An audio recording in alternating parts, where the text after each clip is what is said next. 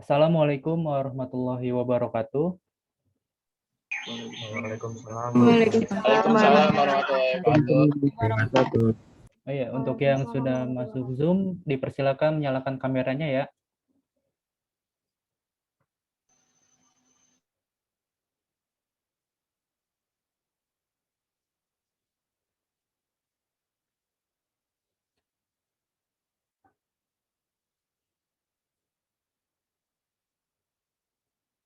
Yang baru ada di Zoom baru 30 orang nih.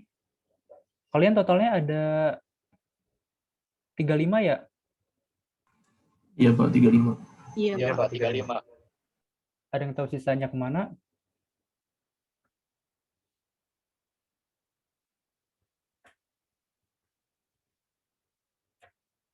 Oh ya, katanya ada yang sakit juga ya? Oke. Iya Pak, ada yang juga Pak. Oke, sebelum kita mulai, kita absen dulu ya.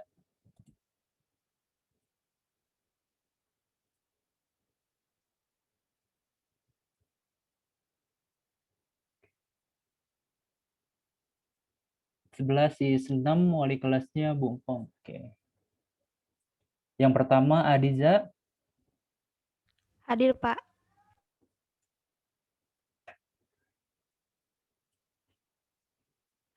Afifah Dwi. Hadir, Pak. Agung Wira. Hadir, Pak. Anissa Fitriani. Hadir, Pak.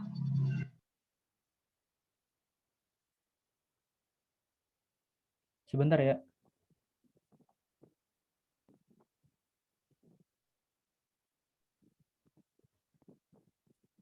Ayu Putri.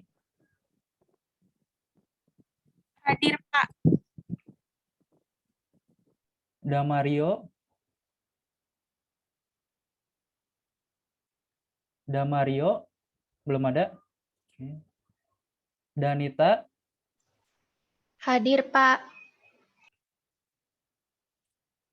Debrina. Hadir, Pak. Farina. Hadir, Pak. Fariski. Hadir Pak. Fatimatus. Hadir, Pak. Gina. Hadir, Pak. Gusagil. Gusagil. Belum ada. Hadir Pak, hadir Pak. Hadir Hafiz. Pak. Hafiz Gibran. Belum ada. Oke, selanjutnya Hanifah Fitriana. Hadir, Pak. Hiziria. Hiziria Mistiani. Belum ada. Kak, maaf, itu dia udah di chat, Kak.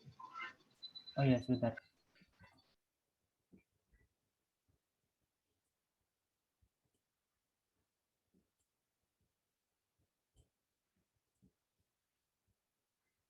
Hafiz ada ya.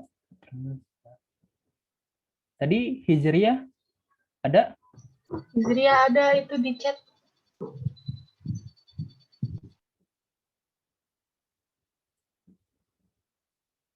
Belum ada. Baru yang ngabarin Hafiz. Oh ini baru nih. Oke. Selanjutnya Java. Hadir Pak. Hadir Pak. Julio Putra. Hadir Pak. Mara Sukran. Hadir Pak. Mariza. Hadir, Pak. Muhammad Ilham. Ada Pak. Muhammad Alamsyah. Hadir Pak. Muhammad Al-Fatih. Hadir Pak. Muhammad Fahri. Hadir Pak. Muhammad Rafi. Hadir Pak. Muhammad Tegar, Hadir, Pak. Nanda, Hadir, Pak. Naufal izin, Nur Alia sakit, setelah itu Nur Faiza. Nur Faiza, belum ada. Putri Fajar, Hadir, Pak. Raden Muhammad Randi, Hadir, Pak. Wisnu Putra, Hadir, Pak. Zaki Kausar. Hadir, Pak. Ada yang belum disebut namanya? Sudah semua ya? Oh iya, di kelas ini saya belum kenalan ya? Oke, kita mulai dari dulu ya, perkenalan dulu. Oke, nama saya Muhammad Abdul Malik, saya kuliah di UHAMKA, sekarang sudah jurusan Pendidikan Geografi semester 8. Saya juga alumni SMA Sulu, lulusan tahun 2017. Setelah itu saya magang sini kurang lebih selama 2 bulan menggantikan Bu Tiwi mengajar di kelas 11 ya. Oh iya, wali kelas kalian Bumpong ya? Iya, Pak. Iya, Pak. Yang ngajar sosiologi ya? Iya, Pak. Iya, Pak. Oh, ini saya mau sedikit cerita aja ya atau beri nasihat ya. Kalian kan wali kelasnya Bumpong ya, kalian harus ini ya baik-baik gitu sama Bumpong. Jangan nakal lah. Bumpong itu kan salah satu guru senior ya di SMA Sulu. Dia juga guru yang sabar lah, paling sabar. Contohnya aja waktu lagi tuh saya PM ya ataupun pendalaman materi, waktu itu dia tuh ngajarnya itu nyantai, sabar. Dia juga kalau Bumpong itu tuh gimana ya, enak gitu cara ngajarnya. Misalkan contoh nih, Bumpong ngasih kita pertanyaan, terus Bumpong itu juga kalau ada yang bisa jawab pertanyaan itu dia ngasih seperti kayak hadiah gitu. Contohnya itu lagi itu waktu saya PM itu pernah dikasih permen. Jadi itu salah satu bentuk apresiasi ya dari guru. Oke, sekarang kita lanjut aja ya ke materi. Itu hanya sedikit penggalan cerita lah dari saya. Nanti bakal ada lagi kok penggalan-penggalan cerita yang bakal menarik lah masa-masa SMA. Oke, kita lanjut ke materinya.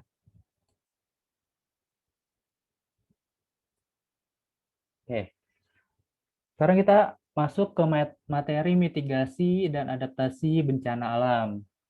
Ya, kenapa sih kita harus belajar materi mitigasi bencana? Jadi, Indonesia ini kan Indonesia terletak pada cincin api dunia atau ini ya Ring of Fire. Sebentar. Nah, ini contohnya nih. Kelihatan nggak PPT-nya? Kelihatan, Pak. Kelihatan, Pak. Kelihatan, Pak. Oke, kelihatan ya.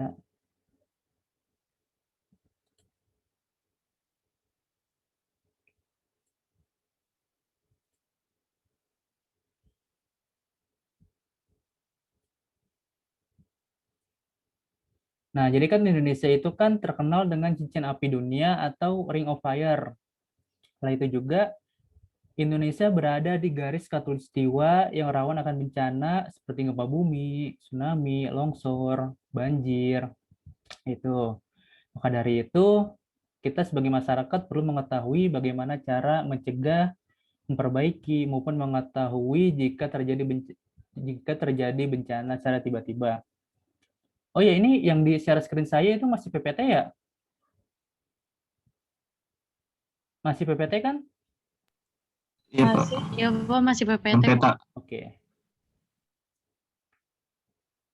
Jadi kegiatan mitigasi ini dapat dilakukan dengan cara pengenalan dan pemantauan bencana, pengembangan budaya sadar bencana, pemantauan pengguna teknologi tinggi, itu Berdasarkan kegiatan tersebut dapat mengurangi dampak yang ditimbulkan melalui penduduk sebagai landasan pembangunan. Nah, jadi mitigasi bencana sangat penting bagi masyarakat seperti kita ini. Karena selain ilmu pengetahuan, masyarakat juga bisa langsung untuk membantu dari segi materi maupun non-materi, sehingga dapat meminimalisir dampak yang terjadi ketika mengalami suatu bencana. Nah, jadi tujuan pembelajarannya itu yang pertama, menjelaskan pengertian bencana alam, mitigasi, adaptasi bencana alam. Yang kedua, menjelaskan mitigasi dan adaptasi bencana alam. Yang ketiga, mendeskripsikan jenis-jenis bencana alam. Selanjutnya ada menjelaskan upaya risiko pencegahan dan penanggulangan bencana alam. Selanjutnya ada mendeskripsikan tindakan mitigasi dan adaptasi bencana alam. Terakhir, menjelaskan tentang kelembagaan penanggulangan bencana alam. Ya, ini tadi ya foto tadi nih, Ring of Fire. Jadi dari Pulau Sumatera, Pulau Jawa, Nusa Tenggara, terus ke Sulawesi dan Halmahera. Ini tuh Ring of Fire nih, cincin api dunia. Ini yang ada di Indonesia. Sebentar.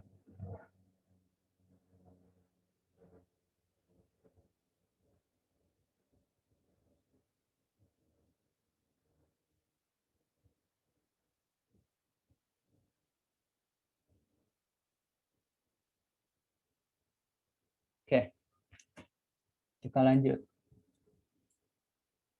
Mitigasi. Tadi ada yang masih ingat nggak apa yang saya bilang? Mitigasi itu apa? Oh ya, sebelum kalian jawab, sebutkan namanya dulu ya. Jadi setiap pertanyaan yang saya kasih itu bakal mendapatkan poin. Jadi maksimal itu mendapatkan poin 10. Lumayan kan untuk nambah-nambah nilai buat apa? Kalau kalian remet ulangan harian ataupun UAS nanti. Ada yang masih ingat apa yang saya sebutkan tadi tentang mitigasi? Maritza, Pak. Maritza, Pak. Maritza. Sabar, atu-atu. Anissa. Siapa? Anissa. Anissa. Coba, apa tadi mitigasi? Upaya untuk mengurangi resiko bencana. Ya, betul. Jadi, menurut pasal 1 ayat 6 PP nomor 21 tahun 2008 tentang penyelenggaraan penanggulangan bencana, mitigasi bencana merupakan sebuah rangkaian upaya guna mengurangi risiko bencana, baik lewat pembangunan fisik ataupun penyadaran dan peningkatan kemampuan dalam menghadapi ancaman bencana. Oke. Nah, selanjutnya kita masuk ke jenis mitigasi. Jadi, jenis mitigasi ini terbagi menjadi dua. Ada mitigasi struktural dan mitigasi non-struktural. Yang pertama, mitigasi struktural, yaitu upaya untuk meminimalkan bencana yang dilakukan dengan cara membangun berbagai prasarana fisik dan menggunakan teknologi. Nih, secara garis besar, mitigasi struktural itu membangun berbagai prasarana fisik dan menggunakan teknologi. Contohnya itu membuat waduk atau membuat tanggul, membuat alat pendeteksi aktivitas gunung berapi, membuat bangunan yang tahan gempa, ataupun menciptakan early warning system. Early warning system itu untuk memprediksi gelombang tsunami. Oke. Ingat ya, jadi mitigasi struktural itu secara garis besar itu membangun berbagai prasarana fisik dan menggunakan teknologi nih secara garis besarnya. Oke, kita lanjut ke mitigasi non-struktural. Mitigasi ini adalah upaya untuk mengurangi dampak bencana seperti membuat kebijakan dan peraturan. Contohnya, UPB atau Undang-Undang Penanggulangan Bencana sebagai upaya non-struktural dalam bidang kebijakan, pembuatan tata ruang kota, atau aktivitas lain yang berguna bagi penguatan kapasitas warga. Nah, selain itu, mitigasi non-struktural itu contohnya juga bisa seperti memberikan edukasi kepada masyarakat terkait bencana. Setelah itu bisa juga tentang melakukan simulasi mitigasi terjadinya bencana saat terjadi bencana. itu masuk juga ke dalam mitigasi non-struktural. Paham ya? Dapat dipahami jenis mitigasi ini? Paham, Pak. Gimana? Bisa, Pak. Paham, Pak. Paham, Pak. Paham ya? Oke. Kita lanjut.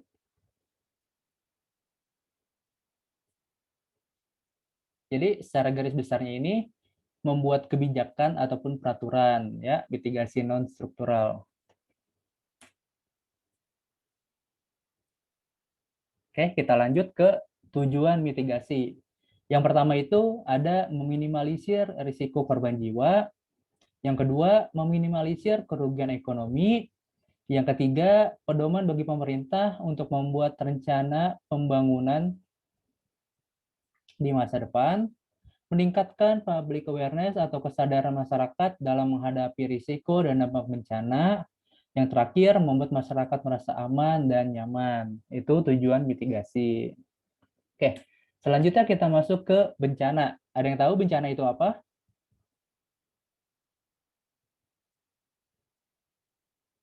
Ada yang tahu? Raffi, Pak. Raffi, Ya, Pak. Raffi, silakan. Peristiwa yang mengancam dan mengganggu kehidupan dan penghidupan masyarakat, Pak.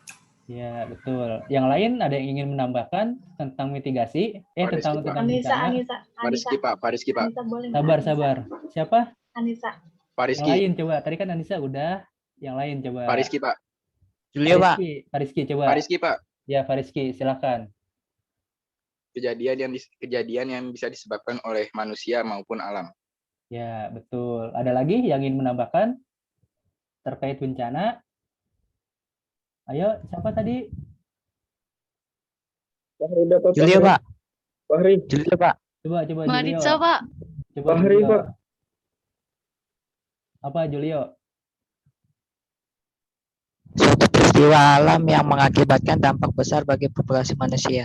Ya, jadi bencana adalah peristiwa atau rangkaian peristiwa yang mengancam dan mengganggu kehidupan dan penghidupan masyarakat yang disebabkan baik oleh faktor alam ataupun faktor non-alam maupun faktor manusia sehingga mengakibatkan timbulnya korban jiwa, kerusakan lingkungan, kerugian harta benda, dan dampak psikologis.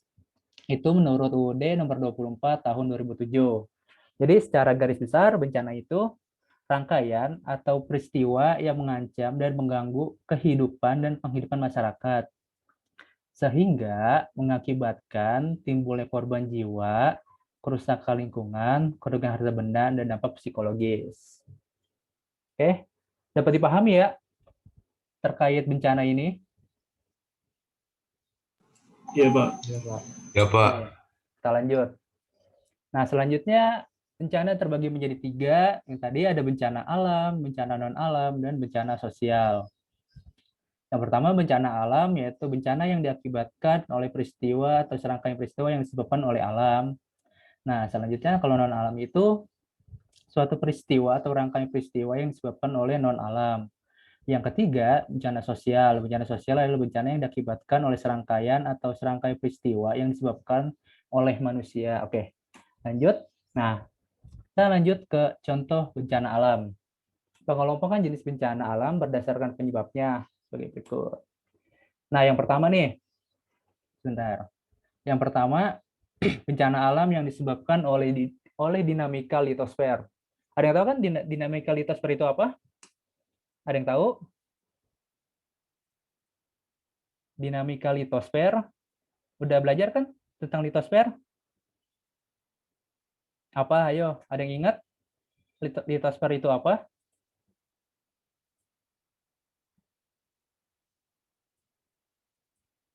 Ada yang ingat? Litosfer itu apa? Fahri, Pak. Fahri. Siapa? Fahri. Fahri, ya silakan. Dinamika litosfer itu adalah segala aktivitas yang terjadi di kulit bumi, Pak. Ya, bisa yang terjadi pada lapisan bumi ya. Oke. Yang pertama ada letusan gunung api.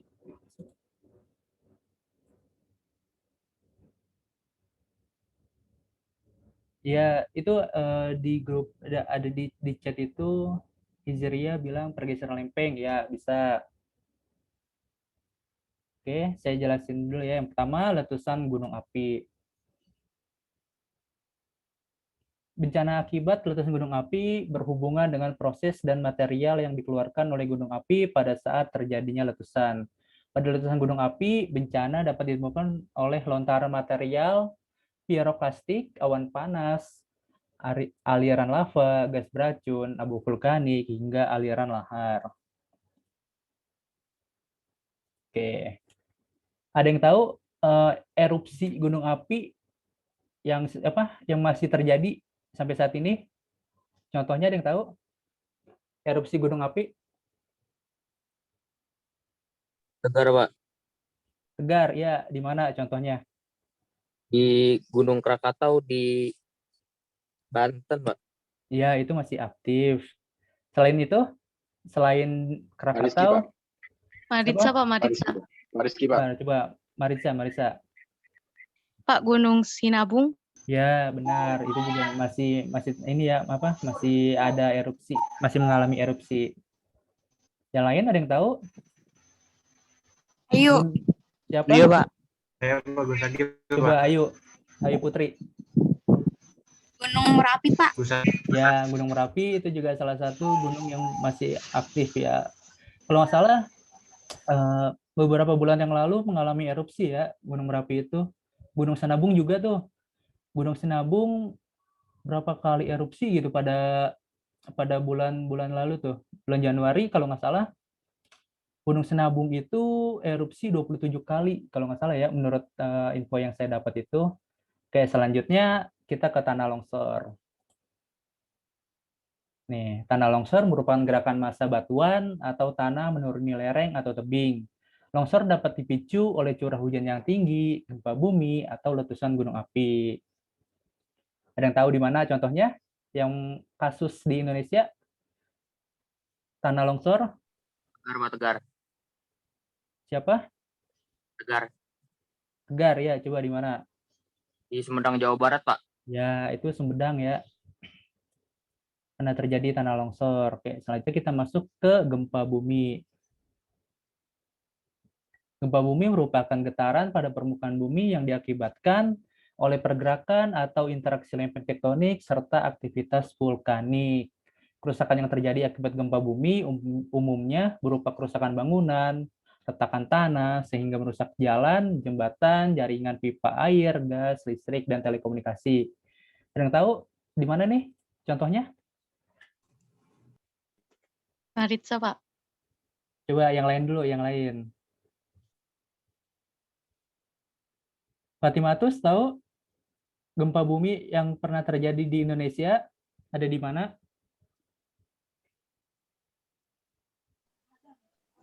Di Palu. Pak Fariski, Pak. Pak. Sabar.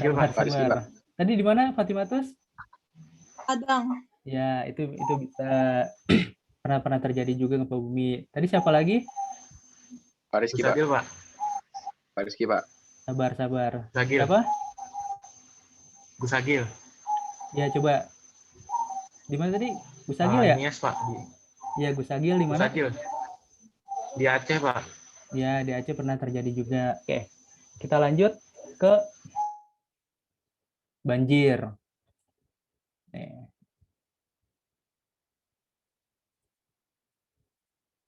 Sebentar. Oke. Fenomena banjir merupakan peristiwa meluapnya air dari sungai sehingga menggenangi daratan yang normal kering. Banjir umumnya terjadi ketika volume air pada sungai melebihi daya tampung sungai tersebut. Banjir dapat mengakibatkan korban jiwa karena aliran air yang sangat deras dan besar dapat membuat orang hanyut atau tenggelam. Ada yang tahu yang pernah terjadi di Indonesia? Contoh kasusnya? Maritza, Pak, Maritza. Fariski, Pak. Fariski, Pak. Pelan, atu. Raffi, Pak. Coba Raffi. Fariski, Pak. Jakarta, Pak. Ya, Jakarta itu kemarin ya, belum lama. Selain Jakarta? Juli, Pak. Ya, Julio, coba. Di Banten, Pak. Banten. Banten banjir. Oh iya pernah. Selain di Banten, Pak Rizky, Pak. Pak Rizky. yang Ayo, lain coba Pak. yang lain. Agung gimana? Agung tahu Agung? Agung tahu contoh kasus banjir yang pernah terjadi di Indonesia? Saya, Pak. Siapa? Nanda di Kalimantan, Pak. Ya, di Kalimantan. Oke, kita lanjut ke tsunami. Tsunami itu fenomena terbentuknya gelombang pasang yang terjadi akibat aktivitas tektonik dan letusan gunung api yang terdapat di dasar laut.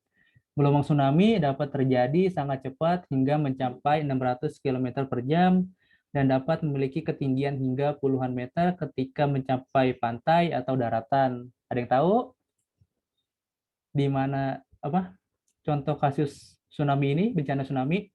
Tegar, Pak, Tegar. Iya, Pak. Saya, Pak. Gus Agil, Pak. Gus Agil, Pak. Gus Agil. Sabar. Gus Agil, Pak. Gus Agil. Gus Agil. Coba yang lain dulu, Farsi, yang Pak. lain. Farsi, Yang Pak. lain. Afifah, Pak. Ada Mario, Pak. Danita. Pak Rizky, Pak. Coba Ada Mario, Afifah Pak. ya. Tadi mana Afifah? Pak Rizky, Pak. Iya, Pak. Iya, di mana contoh kasusnya? Di Palu, Pak. Di Palu itu lebih tepatnya likuifaksi ya kalau nggak salah. Kalau di Palu itu Pulau kasusnya Aceh, kamu. likuifaksi. Pergerakan tanah, likuifaksi. Ada yang tahu lagi? Siapa, Pak? Maritza, Pak, Maritza. Mario, Pak. Ada Mario, Pak. Mario, coba dah, ada Mario. Di mana? Di Aceh, Pak. Ya, Aceh. Kalau yang di Pulau Jawanya, ada yang tahu? Banten, Afi, Pak. Banten, Pak. Gus Agil, Ya, Pak. siapa? Gus Agil, Pak Gus Rizky, Agil. Pak. Pak Rizky, Pak. Agil, Gus Agil. Iya, Gus Pak Agil. Rizky, Pak. Pak Oke. Rizky. Di Banten ya. Oke, kita lanjut. Nah, ini. Selanjutnya bencana alam yang disebabkan oleh dinamika atmosfer. Yaitu yang pertama ada kekeringan. Bentar. Kekeringan adalah ketersediaan air yang jauh di bawah kebutuhan air untuk memenuhi kebutuhan hidup, pertanian, kegiatan ekonomi, dan lingkungan. Kekeringan dapat terjadi akibat beberapa faktor. Yang pertama itu curah hujan rata-rata dalam satu musim, rendahnya pasokan air permukaan dan berkurangnya persediaan air tanah. Nah, selanjutnya ada tornado.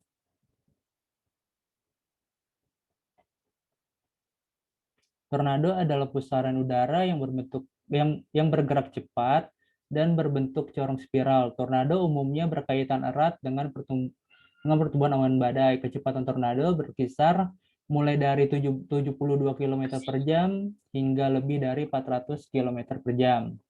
Ada yang tahu di mana pernah terjadinya tornado ini? Biasanya sih di daerah Amerika nih. Ada yang tahu di mana lebih tepatnya?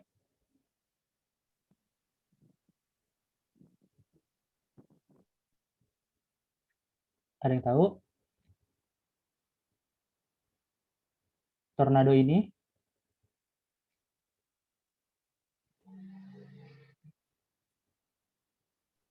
Ayo, Pak. Ayo, coba di mana?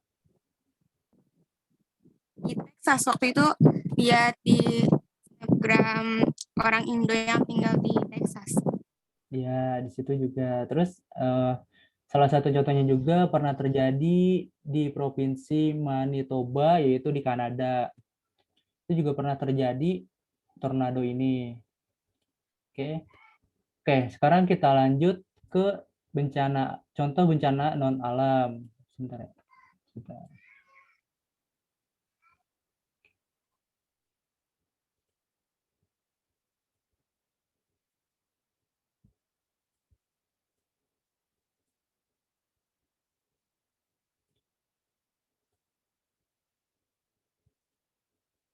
Oke, kita lanjut ke contoh bencana non alam. Yang pertama itu ada kecelakaan transportasi, adalah kecelakaan moda transportasi yang terjadi di darat, laut, dan udara. Yang tahu contoh kasusnya? Ayo, yang Afi, pernah Pak. terjadi. Raffi, Pak. Maritza, Pak. Raffi, Coba, Pak. coba yang lain dong, yang lain. Yang lain ada yang belum ini nih. Ada pada diem nih yang lain nih. Coba Wisnu. Di mana Wisnu? Salah satu kecelakaan transportasi yang bulan Januari pernah terjadi kecelakaan. Di Pulau Seribu, Pak. Apaan tuh? Kecelakaan pesawat. Ya, yang itu loh, yang apa? Yang sempet ramai banget tuh di bulan Januari. Ayo, ada yang ingat? Wijaya. Denita. Ya nih, Hijriyah ya nih. Rizky, Pak. Hijriyah bilang Rizky, Pak. Sriwijaya. Ya, benar. Oke, nah itu salah satu ini ya contoh dari kecelakaan transportasi. Oke, selanjutnya kita masuk ke kecelakaan industri. Adalah kecelakaan yang disebabkan oleh dua faktor, yaitu perilaku kerja yang berbahaya dan kondisi yang berbahaya. Adapun jenis kecelakaan yang terjadi sangat bergantung pada macam industrinya. Misalnya, bahan dan peralatan kerja yang dipergunakan, proses kerja, kondisi tempat kerja, bahkan pekerja yang terlibat. Ada yang pernah tahu kecelakaan industri yang pernah terjadi? Maritza, Pak. Coba Maritza di mana? Di Batam. Apaan tuh, pabrik apa atau industri apa? Dulu, ini sepengalaman saya, Ya, om saya kerja di kayak apa ya, pembangunan gitu, dan lumayan membahayakan. ya. Tahu ini nggak kasus pabrik kembang api yang lagi tuh pernah viral tuh? Ada yang masih ingat? Oh ya, yang di Tangerang, Iya. Pak. Ya, Yang dulu ya Pak Tangerang, Pak. ya, itu juga salah satu kecelakaan industri ya. Oke, kita lanjut ke bencana sosial nih. Yang pertama ada konflik sosial atau kerusuhan sosial. Konflik sosial atau kerusuhan sosial adalah suatu gerakan massal yang bersifat merusak tatanan dan tata tertib sosial yang ada, yang dipicu oleh kecemburuan sosial, budaya, dan ekonomi yang biasa dikemas sebagai pertentangan antar suku, agama, ras. Ada yang tahu kasus dari konflik sosial antar suku yang pernah terjadi di Indonesia? Ada yang masih ingat kasusnya? Konflik antar suku? Tegar, Pak. Siapa? Tegar. Coba Tegar di mana? Yang Dayak sama Madura kalau nggak salah, Pak. Yang Ya, Sampit itu, Pak. iya benar. Itu di Kalimantan ya, antara suku Dayak dengan suku Madura. Kalau konflik sosial agama, ada yang tahu? Coba saya mau tanya sama Nanda. Tahu Nanda konflik sosial agama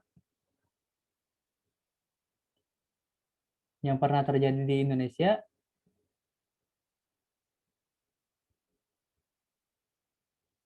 Nanda?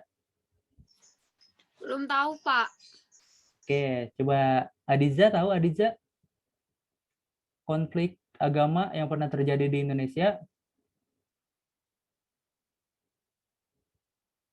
Enggak tahu, Pak. Oke, ada yang tahu yang lain? Java, Pak. Siapa? Java. Java, ya. Apa contohnya? Yang Ahok bukan, Pak? Yang waktu itu. Oke, mana? Yang 212.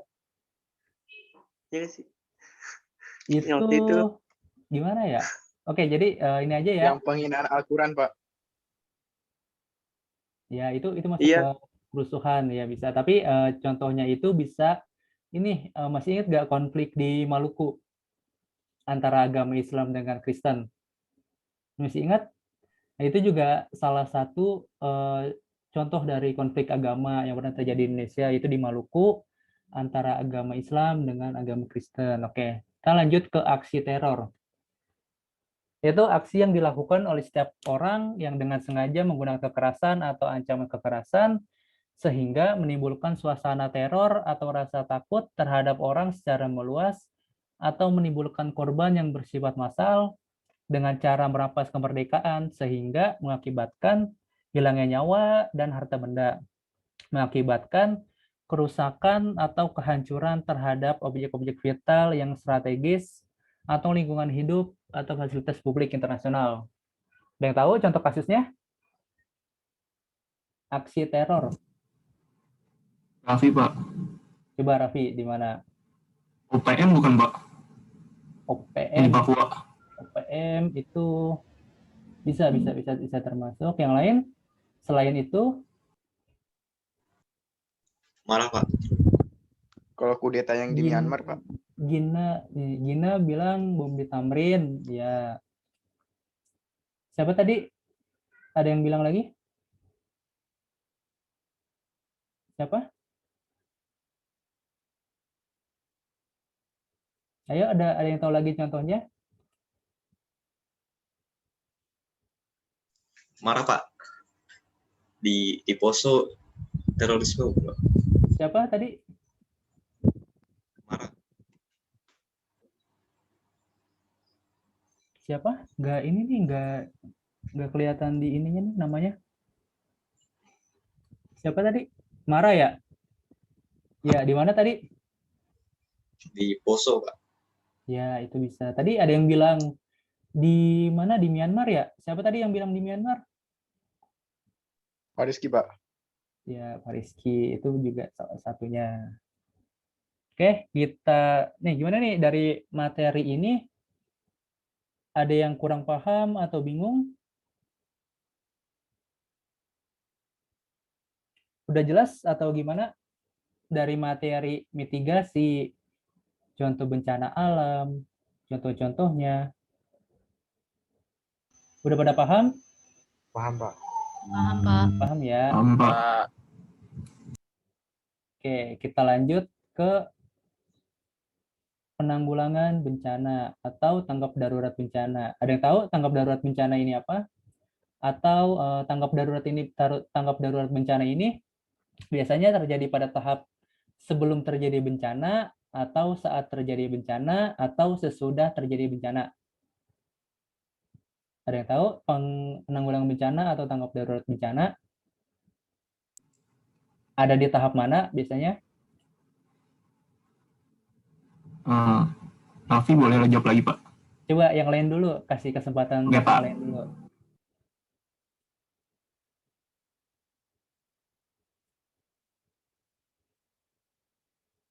Coba siapa ya? Mario. Putri Fajar tahu? Putri Fajar? Tanggulangan bencana atau tanggap darurat bencana?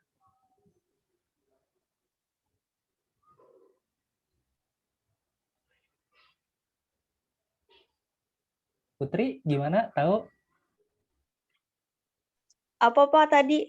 Penanggulangan bencana atau tanggap darurat bencana ini apa? Terus ada di tahap sebelum terjadi bencana, atau saat terjadi bencana, atau sesudah terjadinya bencana.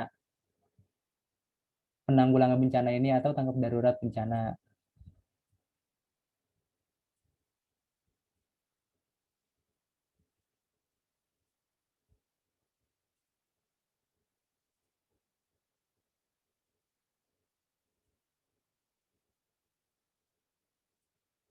Tahu? Coba Anissa bantu jawab. Gimana nih? Tahu nggak Anissa? Maaf Kak, bisa diulang lagi pertanyaannya? Penanggulangan bencana atau tanggap darurat bencana ini apa? Terus terjadi apa nih? Ada di tahap mana sebelum terjadi bencana, pada saat terjadi bencana, atau sesudah terjadinya bencana? Tergantung situasi Kak. Kadang pada saat kejadian bencana itu langsung ada tanggap darurat bencana, atau juga ada yang setelah bencana itu terjadi kayak waktu gunung erupsi itu tuh Kak, juga ada yang pas saat setelah bencana tersebut. Oke, itu bisa juga ya termasuk. Oke, jadi untuk lebih jelasnya, jadi penanggulangan bencana atau tanggap darurat bencana adalah serangkaian kegiatan yang dilakukan dengan segera pada saat terjadinya bencana untuk menangani dampak buruk yang ditimbulkan, yang meliputi kegiatan penyelamatan dan evakuasi, pemenuhan kebutuhan dasar, perlindungan, pengurusan pengungsi, penyelamatan, serta pemulihan prasarana dan sarana. Jadi itu ya, inti dari penanggulangan bencana atau tanggap darurat bencana ini serangkaian kegiatan yang dilakukan dengan segera pada saat terjadi bencana, yaitu meliputi kegiatan penyelamatan dan evakuasi, pemenuhan kebutuhan dasar, perlindungan dan pengurusan pengungsi, penyelamatan, serta pemulihan prasarana dan sarana. Oke, kita lanjut. Nih, untuk melakukan penanggulangan bencana diperlukan informasi sebagai dasar penanganan bencana. Berbagai informasi tersebut meliputi yang pertama itu ada lokasi dan kondisi geografis wilayah bencana serta perkiraan jumlah penduduk yang terkena bencana. Yang kedua, ada jalur transportasi dan sistem telekomunikasi. Yang ketiga, sistem ketersediaan air bersih, bahan makanan, fasilitas sanitasi, tempat penampungan, jumlah korban. Selanjutnya ada tingkat kerusakan, ketersediaan obat-obatan, peralatan medis, serta tenaga kesehatan. Selanjutnya ada lokasi pengungsian dan jumlah penduduk yang mengungsi. Selanjutnya ada perkiraan jumlah korban meninggal dan hilang. Yang terakhir, ada ketersediaan relawan dalam berbagai bidang keahlian. Dapat dipahami sampai sini? Dapat, Kak. Bisa dipahami, Kak. Oke, kita lanjut ya. Oke. Nah, selanjutnya kita masuk ke manajemen bencana. Manajemen bencana ini terbagi menjadi 3. Yang pertama ada prabencana. Prabencana ini sebelum terjadinya bencana. Yang kedua ada saat tanggap darurat. Itu pada saat terjadinya bencana. Yang ketiga ada pasca bencana. Nah, itu tahap setelah terjadinya bencana. Oke. Yang pertama kita masuk pada tahap prabencana. Pada tahap prabencana ini, yang pertama ada pencegahan, yaitu upaya yang dilakukan untuk mencegah terjadinya bencana jika mungkin dengan meniadakan bahaya. Contohnya itu melarang pembakaran hutan, dalam membuat perladangan, selanjutnya melarang penambangan batu di daerah curam. Itu dapat mengakibatkan tanah longsor. Selanjutnya ada melarang membuang sampah sembarangan dan lain sebagainya. Nah, selanjutnya ada mitigasi bencana. Mitigasi adalah serangkaian upaya yang dilakukan untuk mengurangi risiko bencana, baik melalui pembangunan fisik maupun penyadaran dan peningkatan kemampuan menghadapi ancaman bencana. Ya, seperti yang sudah saya jelaskan di awal tadi, jadi kegiatan ini dapat dilakukan melalui pelaksanaan penataan ruang, pengaturan pembangunan infrastruktur, tata bangunan, dan penyelenggaraan pendidikan, penyuluhan, pelatihan baik secara konvensional maupun modern. Oke, kita lanjut. Nah, selanjutnya ada kesiapsiagaan. Kesiapsiagaan adalah serangkaian kegiatan yang dilakukan untuk mengantisipasi bencana melalui pengorganisasian dan langkah yang tepat guna dan berdaya guna. Yang terakhir, ada peringatan dini atau early warning. Peringatan dini adalah serangkaian kegiatan pemberian peringatan sesegera mungkin pada masyarakat mengenai kemungkinan terjadi bencana pada suatu tempat oleh lembaga yang berwenang atau upaya untuk memberikan tanda peringatan bahwa bencana kemungkinan akan segera terjadi.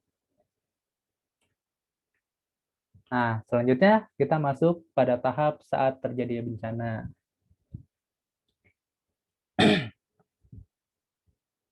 Yang sudah tadi dijelaskan di awal tadi, tanggap darurat bencana itu serangkaian kegiatan yang dilakukan dengan segera pada saat terjadinya bencana. Itu meliputi penyelamatan dan evakuasi korban, harta benda, pemenuhan kebutuhan dasar, perlindungan, pengurusan pengungsian, pemulihan sarana dan prasarana. Setelah itu berikut beberapa kegiatan yang dilakukan pada tahap tanggap darurat, diantaranya yang pertama itu ada pengkajian yang tepat terhadap lokasi, kerusakan dan sumber daya, penentuan status keadaan darurat bencana, penyelamatan dan evakuasi masyarakat terkena bencana, pemenuhan kebutuhan dasar, perlindungan terhadap kelompok rentan, pemulihan dengan segera prasarana dan sarana vital. Ada yang tahu pemenuhan kebutuhan dasar ini seperti apa aja contohnya?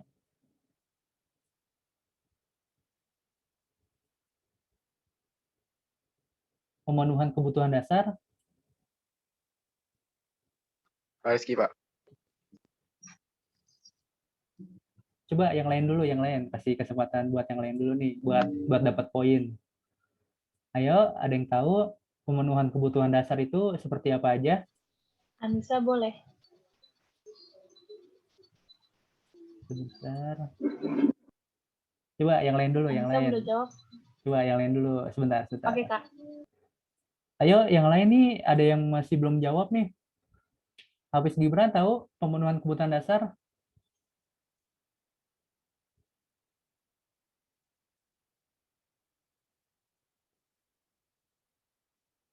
Gimana Hafiz?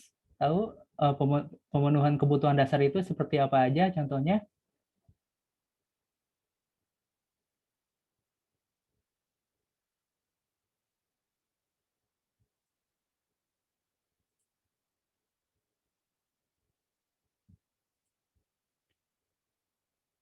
Oke, coba Hanifah dibantu. Yang termasuk dalam pemenuhan kebutuhan dasarnya itu seperti apa ya sih contohnya? Kayak air bersih gitu-gitu bukan, Kak? Ya, terus selain itu?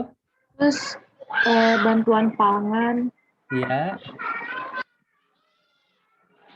Terus sama pelayanan kesehatan. Ya, betul. Itu pemenuhan kebutuhan dasar ya. Jadi seperti makanan, tempat tinggal, pakaian, itu termasuk pemenuhan kebutuhan dasar. Nah, selanjutnya perlindungan terhadap kelompok rentan. Ada yang tahu kelompok rentan ini tuh seperti apa aja sih kelompok rentan? Atau siapa kelompok rentan ini? Gina Kak. Coba Gina. Orang tua sama anak-anak. Ya, jadi kelompok rentan ini itu seperti lansia, selain itu balita, itu termasuk dalam kelompok rentan. Oke, selanjutnya kita masuk ke tahap pasca bencana. Ini tahap sesudah terjadinya bencana. Yang pertama ada pemulihan. Pemulihan adalah rangkaian kegiatan untuk mengembalikan kondisi masyarakat dan lingkungan hidup yang terkena bencana dengan memfungsikan kembali kelembagaan, prasarana, dan sarana dengan melakukan upaya rehabilitasi. Oke, kita masuk ke rehabilitasinya nih. Rehabilitasi adalah perbaikan dan pemulihan semua aspek pelayanan publik atau masyarakat hingga tingkat yang memadai pada wilayah pasca bencana dengan sasaran utama untuk normalisasi atau berjalannya secara wajar semua aspek pemerintahan dan kehidupan masyarakat pada wilayah pasca bencana. Ya, sarana dan prasarana apa yang paling utama yang harus segera dipulihin ataupun diperbaiki? Tahu? Atau aspek-aspek utama?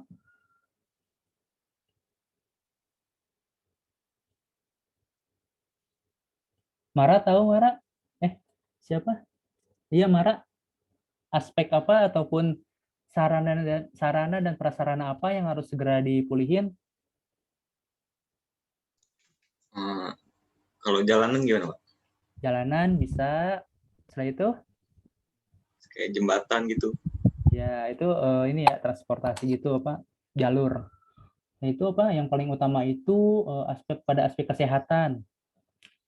Itu untuk membangun kembali itu prasarananya itu seperti rumah sakit, puskesmas ataupun klinik itu yang paling utama setelah pasca bencana. Karena kan setelah terjadi bencana kan pasti ada korban-korban ya.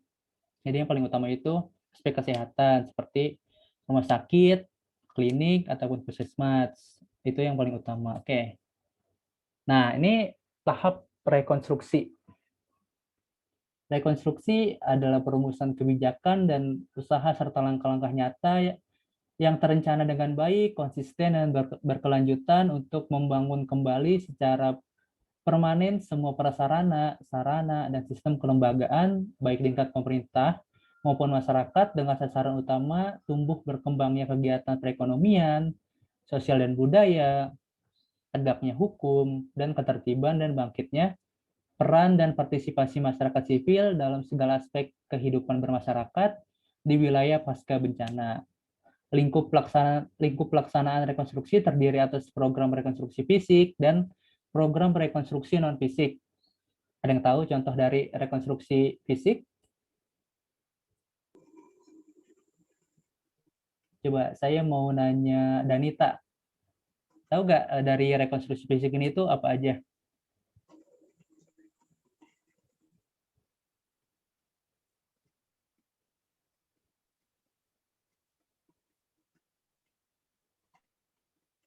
Gimana? Danita tahu rekonstruksi fisik?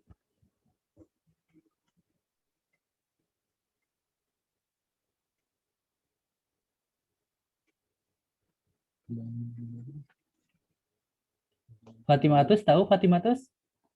Yang dimaksud dengan rekonstruksi fisik ini apa? Tahu, Kak. Yang lain ada yang mau menjawab tentang rekonstruksi fisik?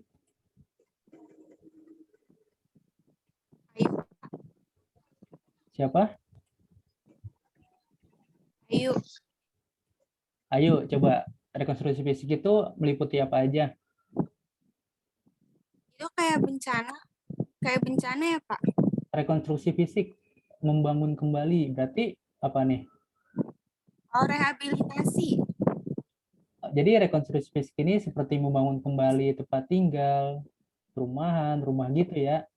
Yang maksudnya rekonstruksi fisik, membangun kembali kelembagaan masyarakat. Nah, kalau program rekonstruksi non fisik, tahu?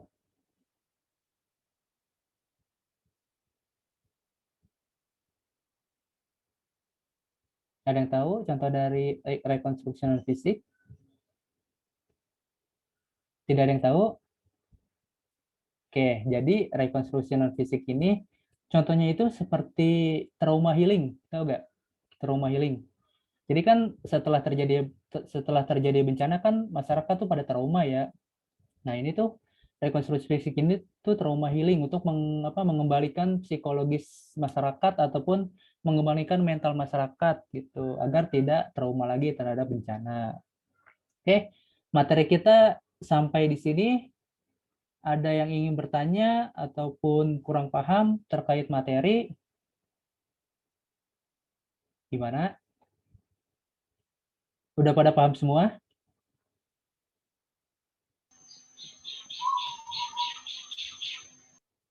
Sudah pada paham semua? Paham, Pak.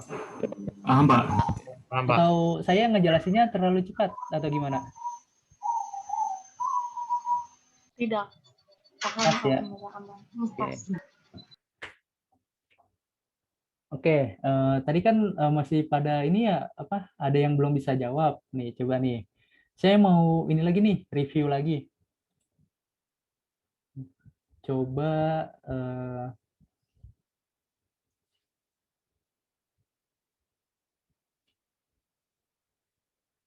sebentar.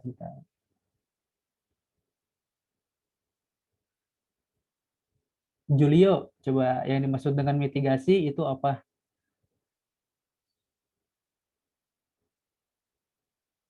Julio?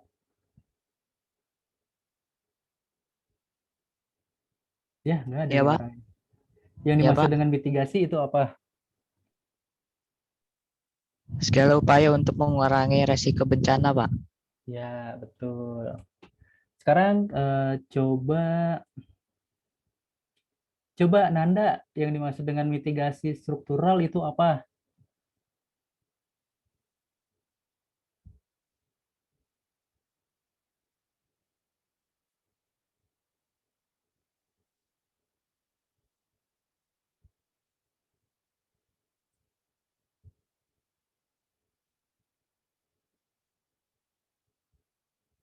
Gimana Nanda? Tahu mitigasi struktural? Tadi apa nih, Kak?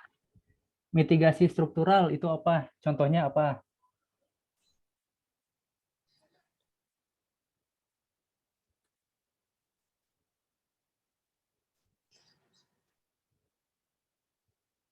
Coba Afifah dibantu. Yang dimaksud dengan mitigasi struktural itu apa?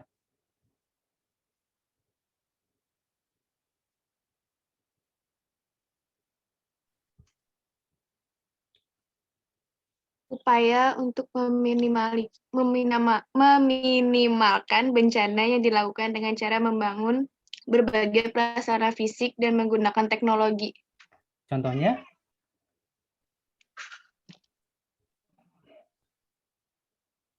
contoh dari mitigasi Membuat waduk struktural. untuk mencegah banjir.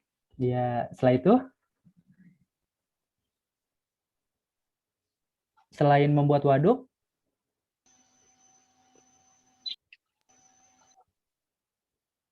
yang lain ada yang ingin menambahkan? Bu Sagil, Ayo coba. Pak, Bu Sagil Pak. Ya, silakan. Apalagi Membuat alat contohnya? proteksi, membuat alat proteksi aktivitas gunung berapi. Ya, itu bisa. Atau membuat ini ya, alat early warning system. Coba nih, terakhir, karena udah jam 12, udah ini juga kan udah mau habis. Coba terakhir ya, Adiza, yang dimaksud dengan mitigasi non-struktural.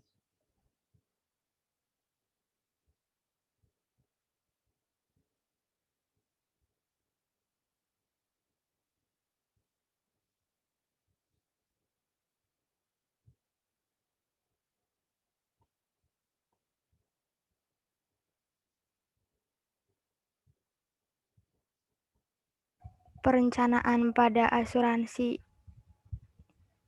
Ya bukan, Pak? Asuransi. Masih kurang tepat. Yang lainnya, coba apaan, Adiza? Kan kalau mitigasi struktural itu kan dia berfokus kepada pembangunan fisiknya ya. Kalau mitigasi non-struktural, dia lebih ke apa?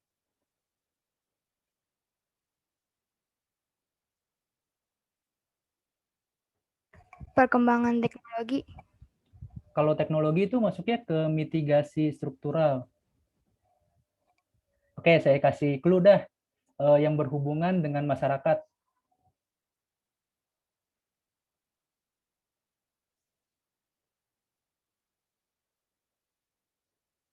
Ingat?